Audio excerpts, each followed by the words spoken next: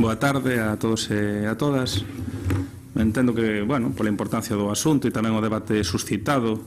incluso, bueno, pola propia posición pública que eu teño adoptado, tanto neste último tramo, en todo o que ten que ver co debate vencellado, a construción dunha nova EDAR, tanto administrativamente, con esta convocatoria no orde do día, como tamén mediáticamente me corresponde a min facer unha pequena exposición. Somos conscientes de que esta exposición pode volver a repetirse nuns días e ao final non se levanta o reparo suspensivo no momento no que podamos aprobar definitivamente o orzamento, que según informaba María Rozas pode ser que sexa a finais da semana que ven, e que, polo tanto, corro o risco de repetirme.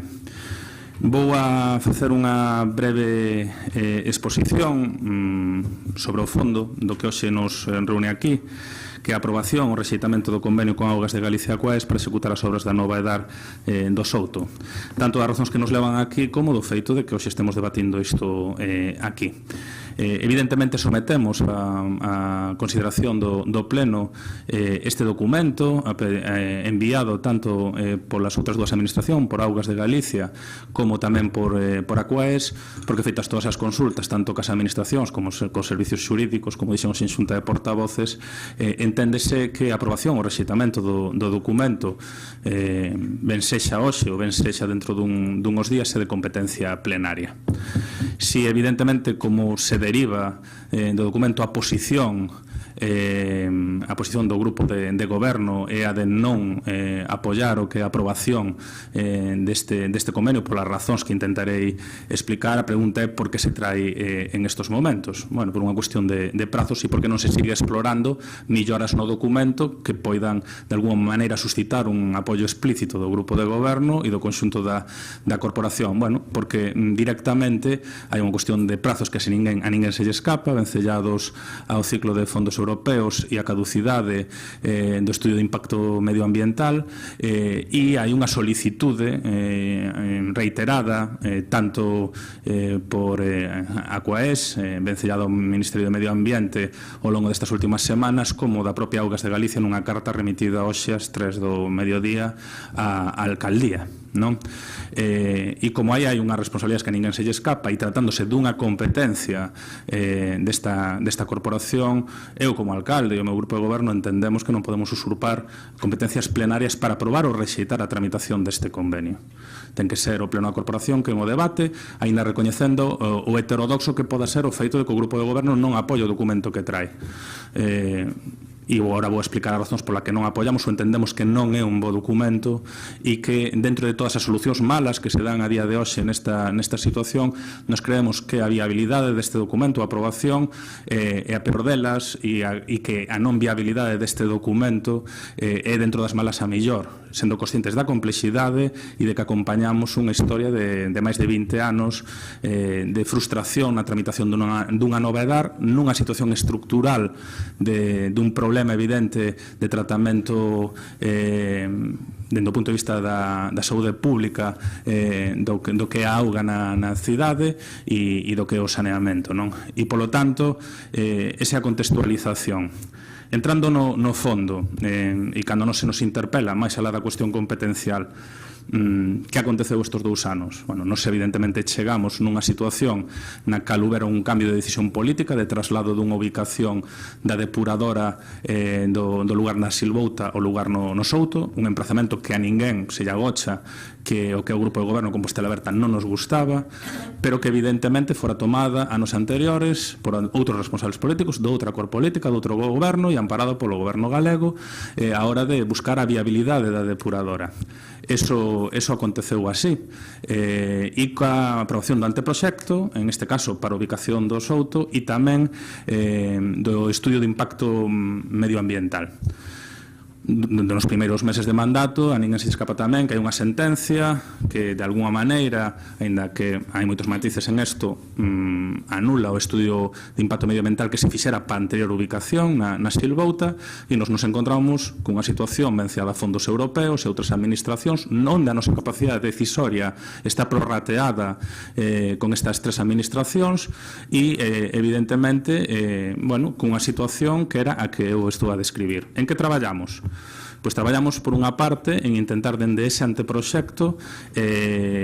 explorar a posibilidade de introducir importantes melloras tecnolóxicas no anteproxecto presentado que provocaran un impacto de menor calado e que provocaran, de alguna maneira, unha millora, dende o punto de vista tecnolóxico, da EDAR. Podemos falar de compactación, podemos falar de sistemas de depuración, podemos falar incluso de introducción de melloras tecnolóxicas como algunhas estaciones depuradoras que están a pôr en marcha no Estado ou no país veciño de Portugal,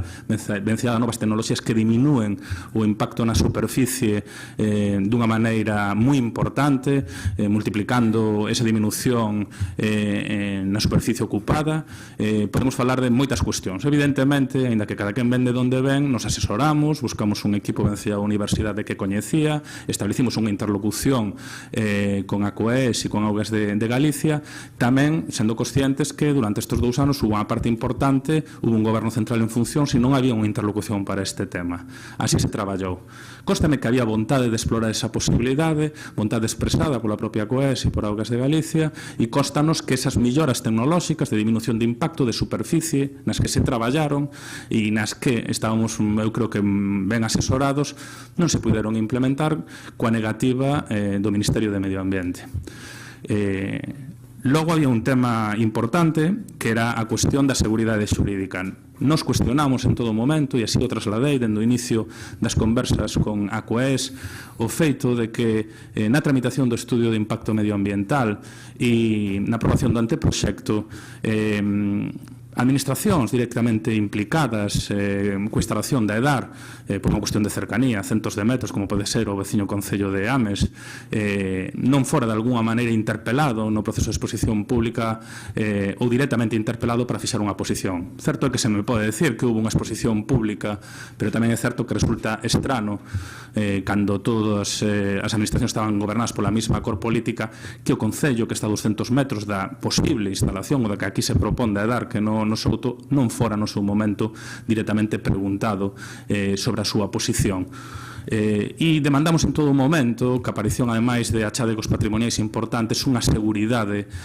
xurídica que non fixera de alguma maneira inviable esta ubicación no momento de facer o investimento e no momento, como ten acontecido en outras depuradoras, como pode ser, por exemplo, Xixón, de paralizarse a obra cun investimento importante. Esa seguridade xurídica non existe a día de hoxe. Non existe porque o Concello de Ames, por unanimidade da súa corporación, ten anunciado a presentación dun recurso e a Plataforma en Defensa do Río Sar ten tamén presentado, eso sí, xa formalmente, un recurso que está admitido a trámite no TSX. Por lo tanto, non existe seguridade xurídica que nos demandamos. A maiores tamén buscamos un reparto económico que non fora un agravio comparativo con outras cidades galegas. O que entendemos que se propón no documento parecenos que sí que é un agravio comparativo, e incluso na carta que hoxe recibimos de Augas de Galicia se nos sigue sin aclarar porque non o é. E me explico, se nos pide un 20% de aportación dunha infraestructura que con IVA e con desviaciones pode irse 80, 90 millóns de euros, cando outras cidades como máximo se lle ten pedido un 5%, en algúns casos únicamente a cesión de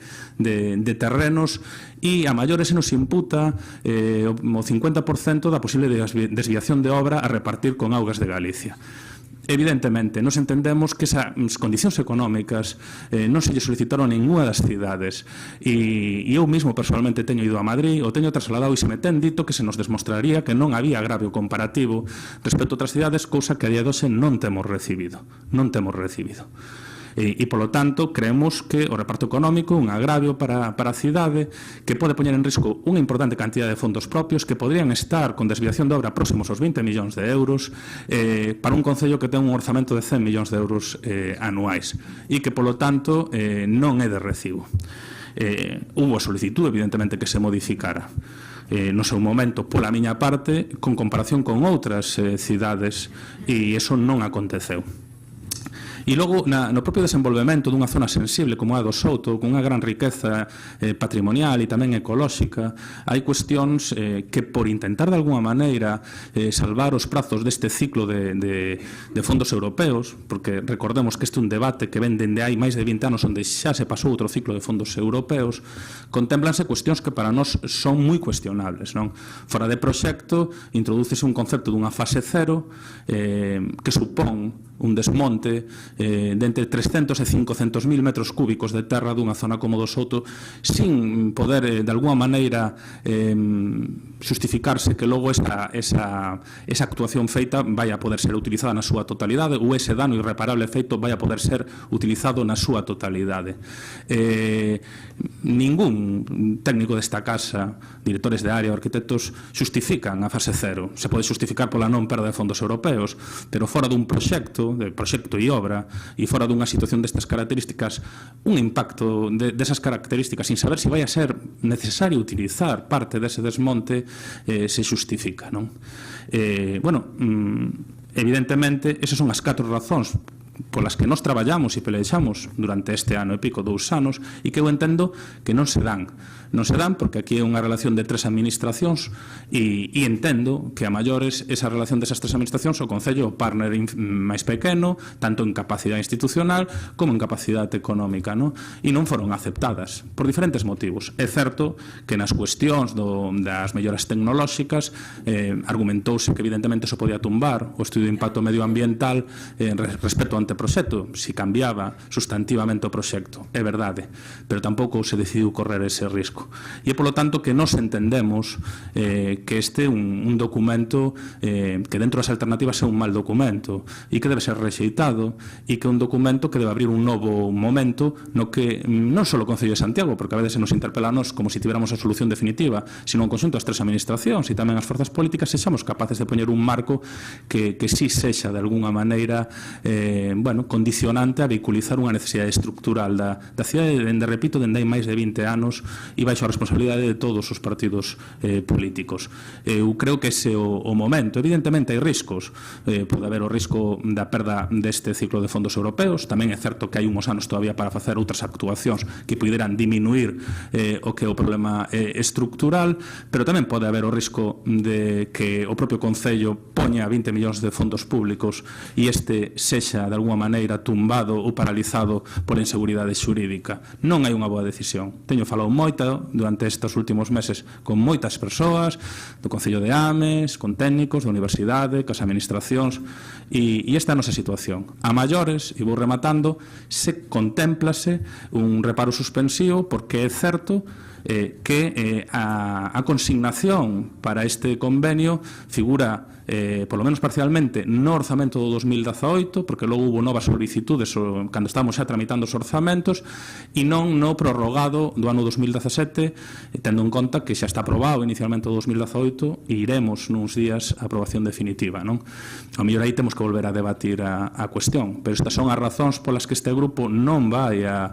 levantar o reparo suspensivo. Eu en 10 anos nunca tive un reparo suspensivo nunha corporación e entendo que se nuns días podemos volver a dar o debate non vai ser hoxe cando se levante. Ademais, creo que ten que estar argumentado un levantamento deste tipo na corporación municipal. E ese é o motivo polo que hoxe nos, evidentemente, imos a rexeitar o reparo suspensivo. Se o reparo suspensivo se levanta, evidentemente, entraremos no posicionamento que aquí intentei de alguna maneira de definir.